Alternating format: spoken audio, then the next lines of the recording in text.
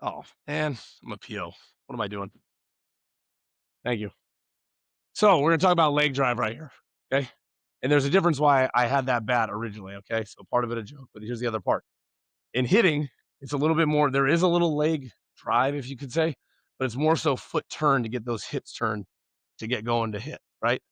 So I want to get into that front side and get going like that. With pitching, it's different though. If you guys have seen the other videos, talked about stride direction, I've talked about power position, which I want to land that foot straight open and pointed with my toes towards my target.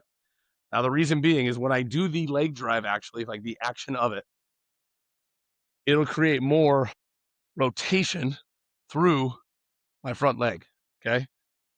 Reason being, every degree of hip rotation that I get, I've talked about shoulder and hip separation as well. So, right, everything builds up. The more degree of hip rotation I get, which I literally can't do if I'm in this position, it literally anatomically, I run into my other leg. So, there's no way I can get even further. So, that's why we open up the foot to drive through this way and now create rotational here. Um, every degree though of rotation that I get is roughly 1 to 2 miles an hour on my fastball. Is kind of the theoretical equation. So the more I open up, the more I fire my hips, more leg drive I use, better off I'll throw, and it leads to actually more consistency and less work on my arm.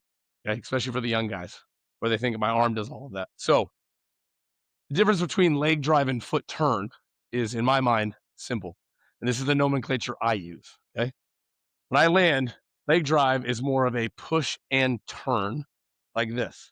Instead of foot turn is more turn, like squishing the bug. Okay. But then I'm not really activating the drive off of the mound, which is what I want to also create because I'm going downhill. Might as well use gravity and speed up.